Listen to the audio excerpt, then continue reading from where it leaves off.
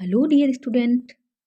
चलो आज हम पढ़ने जा रहे हैं बजट, जो कि फरवरी की स्टार्टिंग में बजट पेश किया गया है, जो कि निर्मला सीतारमण ने प्रस्तुत किया है। चलो हम पढ़ने जा रहे हैं। बजट जो है हमारे संविधान के आर्टिकल 112 में वार्षिक वित्तीय विवरण नाम से इसका विवरण हुआ है। ठीक है, ये इसके बाद वित्तीय वर्ष जो होता है 1 अप्रैल से 31 मार्च तक होता है। बजट शब्द फ्रांसीसी शब्द बॉगेट से लिया गया है, जिसका अर्थ है एक थैला।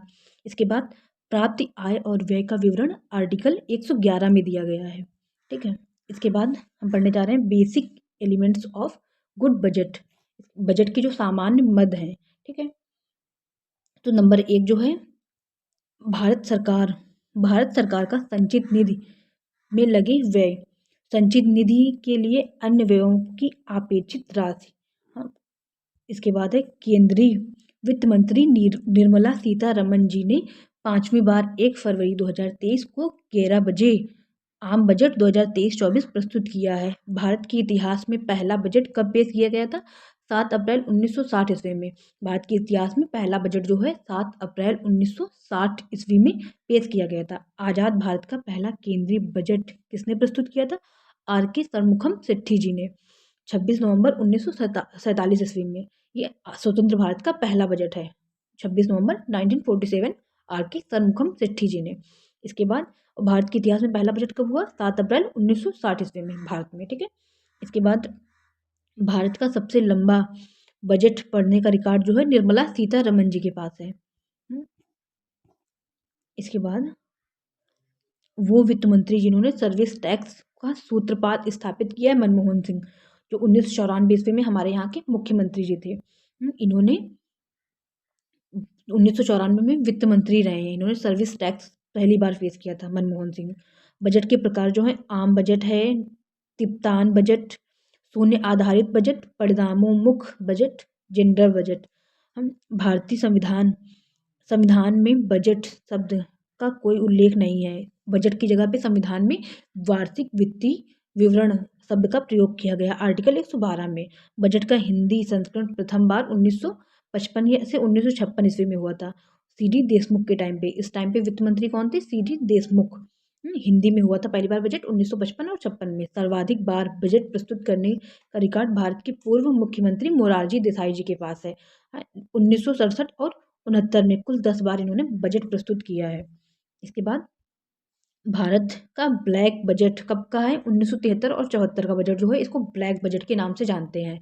वो है प्रधानमंत्री जिन्होंने अपने कार्यकाल में केंद्रीय बजट प्रस्तुत किया था। जवाहरलाल नेहरू 1958-59 में ये प्रधानमंत्री भी थे और इन्होंने वित्त मंत्री का कार्य भी किया था। ठीक है, यानी कि बजट प्रस्तुत किया था।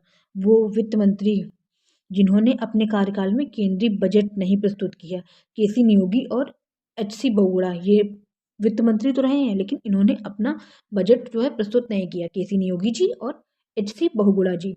स्वतंत्र भारत का प्रथम बजट कितने महीने के लिए किया गया था? 7.5 महीने के लिए। ठीक है, 7.5 महीने के लिए स्वतंत्र भारत का प्रथम बजट जो है 1947 में 7.5 महीने के लिए प्रस्तुत किया गया था। केंद्रीय बजट से संबंधित कुछ खास बातें करने जा रहे हैं हम लोग। ठीक है, मुफ्त अन्न योजना अगले 1 साल तक और चलेगी। जो मुफ्त अन्न योजना जो चल रही थी वो अगले 1 साल तक चलेगी। ठीक है, इसके बाद भारतीय अर्थव्यवस्था 10वें से 5वें स्थान पर आ गई है।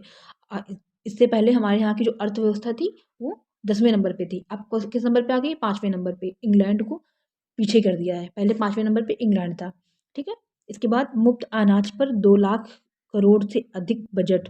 मुफ्त अनाज जो है उस पर 2 लाख करोड़ से अधिक बजट हुआ है। ठीक है, यानी मुफ्त अनाज जो मिल रहा है उस पर टोटल 2 लाख करोड़ से अधिक का मतलब एक स्कोर तय किया गया है। ठीक है, 2022 में 1.24 करोड़ UPI लेन देन के लिए इतना फिक्स हुआ है। UPI लेन देन के लिए 1.24 करोड़ रुपए और प्रति व्यक्ति आय दोगुनी हो गई है। PPP मॉडल के तहत टूरिज्म को बढ़ावा दिया गया है। ठीक है, जो हमारा इस बार नया बजट आया उसमें टूरिज्म को बढ़ावा दिया गया है। 7 विशेषताएं हैं जिनको इस बार 2023 और 24 में सबसे ज़्यादा प्राथमिकता दी जाएगी। ठीक है, नंबर 1 है समावेशी विकास, यानी सबका विकास। ठीक है, आखिरी व्यक्ति तक पहुँच, मतलब हाशिए पे जो न्यूनतम जो लोग बहुत गरीब हैं या फिर बहुत समस्याएं झेल रहे हैं उन तक भी सुविधाएं पहुंचाई जाएंगी। इसका मतलब ये है आखिरी व्यक्ति तक पहुंच, इंफ्रास्ट्रक्चर पर निवेश, उद्योग धंधे बढ़ाए जाएंगे, क्षमता में उजागर और हरित विकास, कृषि का विकास किया जाएगा, युवा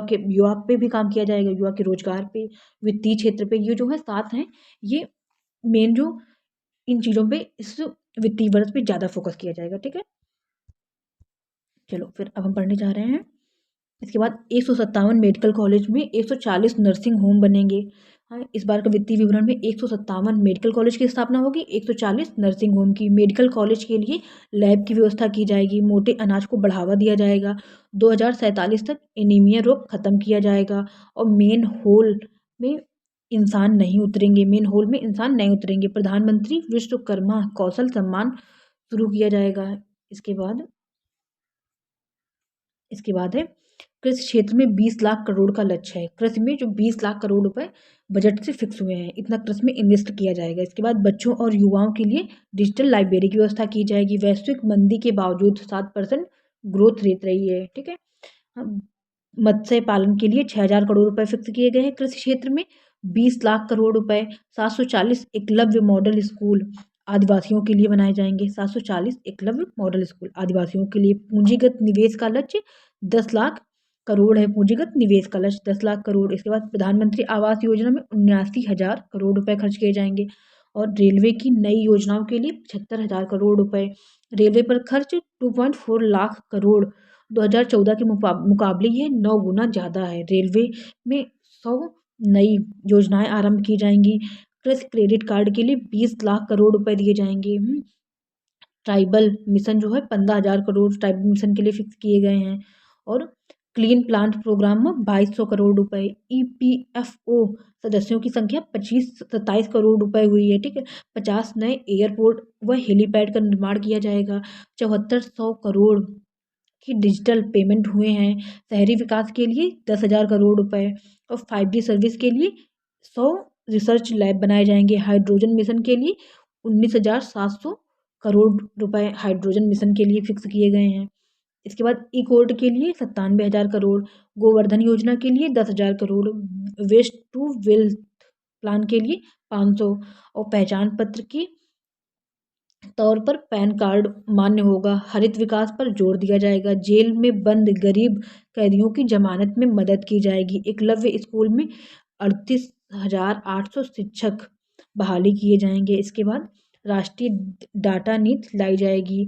PM कौशल योजना में 4.4 लाई जाएगी और राज्यों में 50 साल का ब्याज मुक्त कर्ज होगा। कर्ज जो है राज्यों में 50 साल का वो मुफ्त फ्री कर दिया जाएगा। कोविड प्रभावित MSME को 95% लाएंगे। ठीक है, इसके बाद MSME के लिए 9,000 करोड़ रुपए।